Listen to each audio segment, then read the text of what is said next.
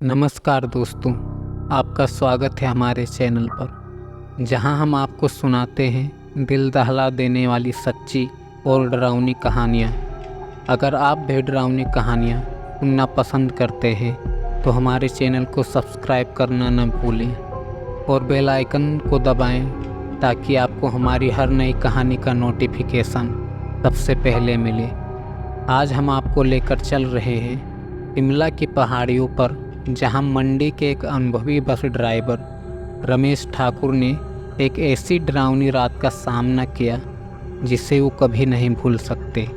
इस सफ़र में कुछ ऐसा हुआ जिसने उनकी ज़िंदगी हमेशा के लिए बदल दी। तो जुड़िए हमारे साथ इस भयानक सफ़र पर। मेरा नाम रमेश ठाकुर है और मैं मंडी का रहने वाला हूँ। मैं पिछले 15 साल से शिमला की सड़कों पर बस चला रहा हूँ।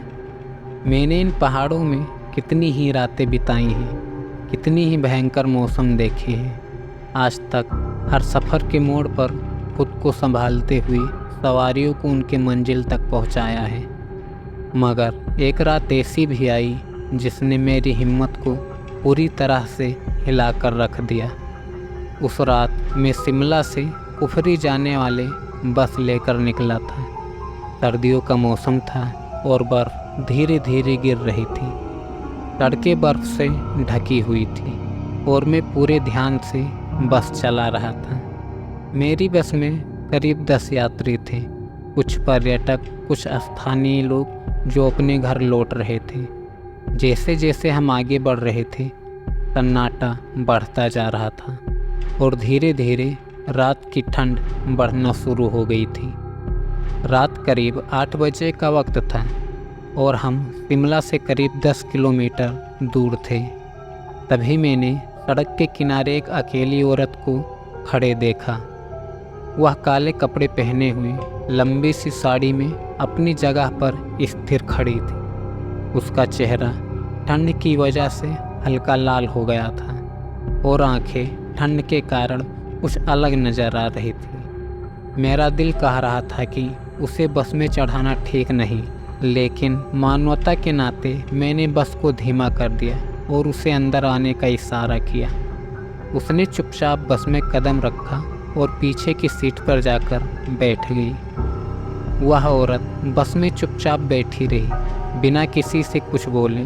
जैसे ही बस फिर से आगे बढ़ी, मुझे कुछ ज़्यादा ही ठंड महसूस हुई, मानो बस के अंदर का तापमान अचानक से गिर गया हो। मैं पीछे मुड़कर देखना चाहता था, लेकिन मेरे अंदर एक अजीब सा डर बैठ गया था।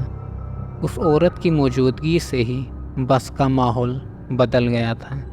कुछ ही समय में बाकी यात्रियों ने भी इस बात को महसूस करना शुरू कर दिया था।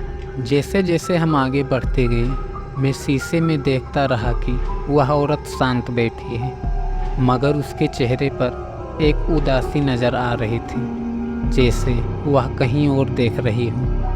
अचानक एक यात्री ने धीमी आवाज़ में कहा, क्या आपने उसे देखा?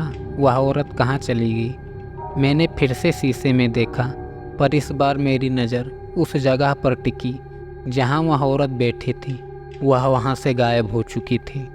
मैंने बस रोक दी और पीछे जाकर यात्रियों से पूछा, आप में से किसी ने उस औरत को देखा? वह कहाँ गई? लेकिन सभी यात्री चुपचाप मुझे घूरने लगे। एक बुजुर्ग ने धीरे से कहा, भैया, यहाँ तो कोई औरत चढ़ी ही नहीं थी, हमने किसी को नहीं देखा। उनकी बात सुनकर मेरे रोंगटे खड़े हो गए। मैं समझ नहीं पा रहा था कि जो मैंने देखा क्या वह सच था या मेरा वहम। फिर जैसे ही मैंने वापस अपनी सीट पर जाकर बस स्टार्ट करने की कोशिश की, इंजन ने अजीब सी आवाज़ें करना शुरू कर दिया। मुझे लगने लगा कि जैसे बस के अंदर कोई भारी शक्ति ने उसे रोक रखा हो। मैंने पूरी ताकत से कोशिश की, पर इंजन चालू नहीं हो रहा था। अचानक मुझे अपने कंधे पर किसी के हाथ का स्पर्श महसूस हुआ। मैंने धीरे से पीछे मुड़कर देखा और वही औरत मेरी सीट के पास खड़ी थी। उसकी आंखें एकदम लाल थी और चेहरा बहुत ही भयानक था। उसने हल्की आवाज़ में कहा, तुमने मुझे क्यों रोका? मुझे यहाँ मत लाओ, मेरी मुक्ति नहीं हो सकती।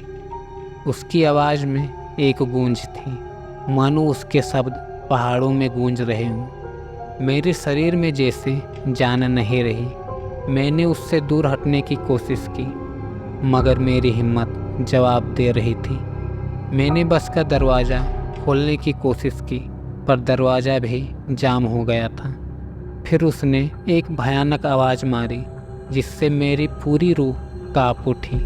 मैं वहाँ से भागना चाहता था, मगर बस के अंदर बंद था। उसके बाद वह औरत एक काले धुएं में बदल गई और गायब हो गई। जैसे ही वह गायब हुई, बस का इंजन अपने आप चालू हो गया।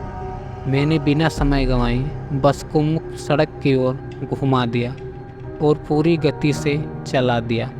उस रात के बाद फिर कभी उस रास्ते पर बस नहीं चलाई। अब भी जब मैं मंडी में अपनी रोज़मर्रा की ज़िंदगी जी रहा हूँ, तो वह चेहरा, वह चीख मेरे जहन में बार बार गूंजता रहता है। तो दोस्तों, ये थी शिमला की उन खौफनाक सड़कों पर घटित एक सच्ची घटना, जो आज भी उस बस ड्राइवर रमेश ठाकुर के जहन में बसी हुई है। ऐसी डरावनी कहानियाँ हमें याद दिलाती है कि इस दुनिया में बहुत कुछ ऐसा है जिसे हम समझ नहीं सकते, जो हमारे सामने होते हुए भी हमारी पकड़ से परे होता है।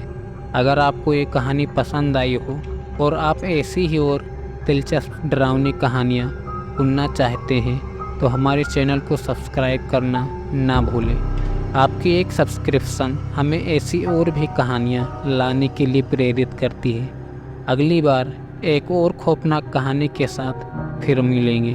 तब तक सुरक्षित रहें और हो सके तो रात को अकेले यात्रा ना करें।